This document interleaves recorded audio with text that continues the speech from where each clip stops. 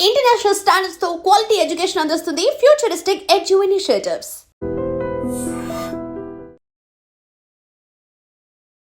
నమస్తే, welcome to I dream talking point with కవిత.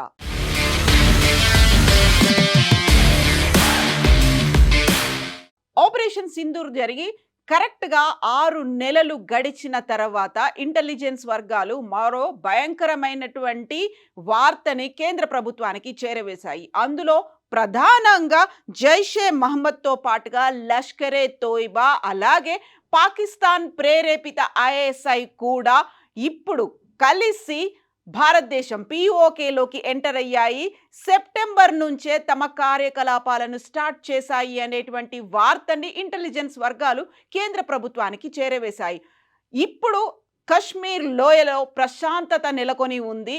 పర్యాటకుల సంఖ్య కూడా మెల్లిమెల్లిగా పెరుగుతోంది. ఎట్ ద సేమ్ టైం అక్కడ లోకల్ బాడీ ఎన్నికలకు సంబంధించినటువంటి ప్రయత్నాలు కూడా ఉన్నాయి. కాబట్టి ఇప్పుడే దాన్ని డీస్టెబిలైజ్ చేయాలి, డిస్టర్బ్ చేయాలి అనేటువంటి ఉద్దేశంతో లష్కరే తోయిబాతో పాటుగా జైషే మహమ్మద్ కూడా ఈ మధ్యనే మోహరించాయి.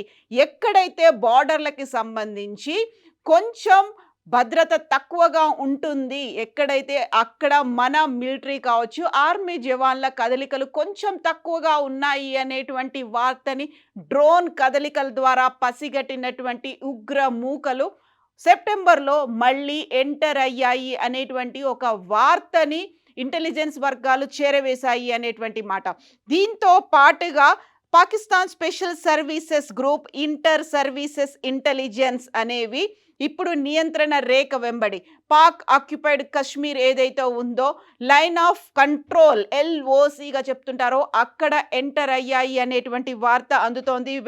చొరబాటు మార్గాల ద్వారా జమ్మూ కాశ్మీర్లోకి ప్రవేశించాయి. ఉగ్రవాది షంషీర్ నేతృత్వంలో లష్కరే తోయిబా యూనిట్ డ్రోన్లను ఉపయోగించింది, వైమానిక నిఘాని నిర్వహించింది. లైన్ ఆఫ్ కంట్రోల్ వాస్తవాధీన రేఖ ఏదైతే ఉందో దాని వెంబడి డ్రోన్ కార్యకలాపాలు నిర్వహించింది. LOCలోకి చొరబడే మార్గాలని గుర్తించింది. రాబోయే రోజుల్లో ఫిదాయిన్ తరహా దాడులు లేదా ఆయుధ దాడులకి ఇది సూచన అని నిఘా అధికారులు వివరించారు. ఆత్మాహుతి దాడులు జరగవచ్చు, లేకపోతే పహల్గాంలో యాత్రికుల మీద జరిగినటువంటి అటాక్ ఆయుధ దాడులు కూడా జరగవచ్చు అనేటువంటి సమాచారం. ఇప్పటికైతే 6 నెలలుగా ఒక స్తబ్దంగా ఉంది అనేటువంటి భావన లష్కరే తోయిబాతో పాటుగా జైషే మహమ్మద్లో కూడా కలిగింది అనేది. స్లీపర్ సెల్స్ అయితే ఇప్పటికీ ఉన్నాయి, వాటిని మళ్ళీ యాక్టివ్ చేయాలి అనేటువంటి ఒక మాటతో పాటుగా మరో రకంగా చూసుకుంటే రెండో వైపు నుంచి కూడా అటాక్ చేయాలి, దానికి గుజరాత్, రాజస్థాన్ కేంద్రంగా చొరబాట్లను పెంచాలి అనేది. అక్కడ ఆయుధాల అక్రమ రవాణాతో పాటుగా డ్రగ్స్కి సంబంధించి కూడా వాటిని భారతదేశంలోకి ఎంటర్ చేయాలి. సో 2 వ్యూహాలతో ఇప్పుడు మళ్ళీ జైషే మహమ్మద్ అలాగే లష్కరే తోయిబా కూడా ప్రయత్నాలు మొదలుపెట్టాయి, ముమ్మరం చేశాయి అనేటువంటి సమాచారం అందుతోంది. కరెక్ట్గా ఈ సమాచార నేపథ్యంలోనే రక్షణ శాఖ మంత్రి రాజ్నాథ్ సింగ్ కూడా బీహార్ ఎలక్షన్స్ క్యాంపెయిన్లో భాగంగా ఆపరేషన్ సింధూర్ ప్రస్తావన తెచ్చారు. మనం అక్కడ పాకిస్తాన్లో ఉన్నటువంటి ఉగ్ర స్థావరాల మీద అటాక్ చేశాము, ఎంతమంది చనిపోయారు అనేది మేము వివరాలు అందించము, అయినప్పటికీ కూడా దాన్ని మళ్ళీ రీలాంచ్ చేయడానికి మేము రెడీగా ఉన్నాము. ఈ మధ్య కాలంలోనే పాకిస్తాన్ అలాంటి దురాగతానికి పాల్పడుతుందని మేము భావించట్లేదు, అయినప్పటికీ కూడా ఆపరేషన్ సింధూర్ని మేము పాస్ చేయలేదు, దాన్ని రీలాంచ్ చేస్తాము అనే మాటని నిన్న మళ్ళీ రక్షణ శాఖ మంత్రి రాజ్నాథ్ సింగ్ బీహార్ ఎన్నికల ప్రచారంలో మాట్లాడారు. ఆపరేషన్ సింధూర్ ప్రస్తావన తెచ్చారు. నర్మగర్భంగా అనిపిస్తున్నప్పటికీ అదొక డీప్ ఇండికేషన్ గా భావించవచ్చు. యాక్చువల్గా రాజ్నాథ్ సింగ్ ఏం మాట్లాడారు ఒకసారి విందాం.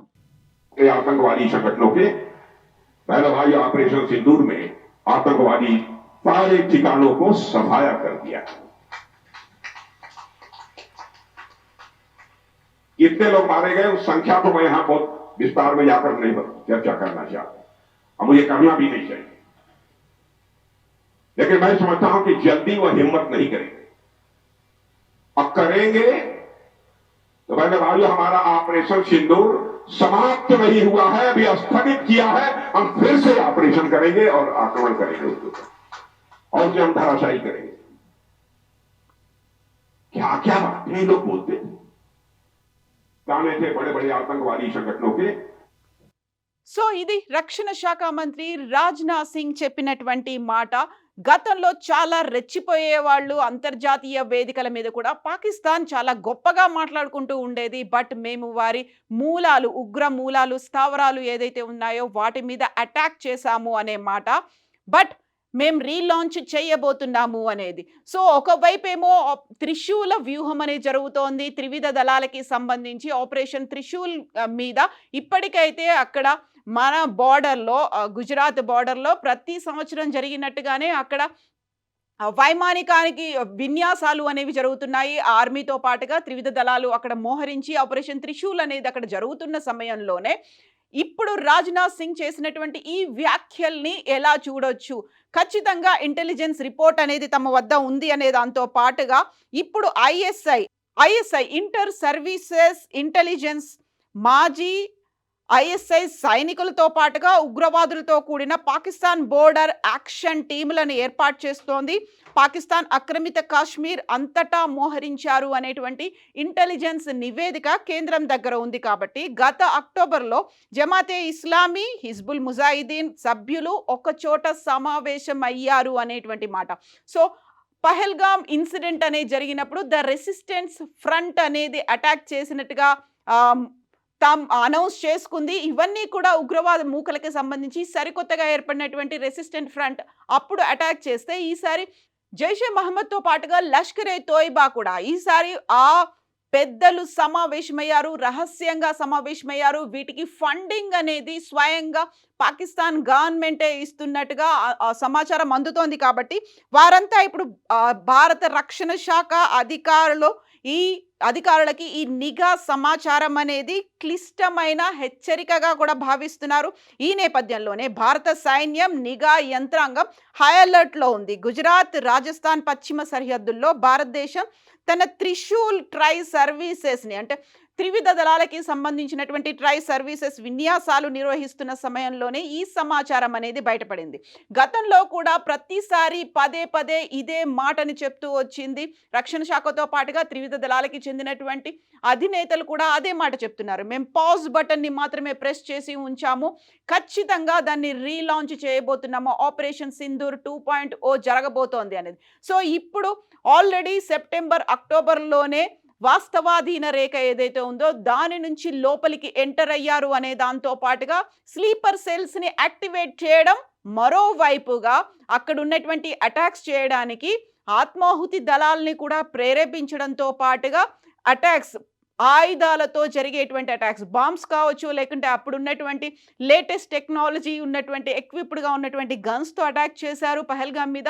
అలాంటి అటాక్ జరగవచ్చు. దీంతో పాటుగా ఇప్పటికీ డ్రగ్స్కి సంబంధించి, ఆయుధాల అక్రమ రవాణాకి సంబంధించి ఆ ప్రయత్నాలు కూడా ఉన్నాయి అనేది ఇక్కడ చాలా క్లియర్గా అర్థమవుతోంది. పీక్ వింటర్ స్టేజ్ అనేది ఉంది. ఆ తర్వాత మంచు కూడా విపరీతంగా కురిసే అవకాశాలు ఉంటాయి. కాబట్టి అక్కడ కొంచెం సెక్యూరిటీ తక్కువగా ఉంటుంది అని భావించి, ఎందుకంటే ప్రతిసారి అక్కడ ఏం జరుగుతోంది అనేది నిఘా కళ్ళు అయితే, కదలికలు అయితే దాని మీదే ఉంటాయి. సో డ్రోన్ల ద్వారా పరిశీలించారు జైషే మహమ్మద్, లష్కరే తోయిబా.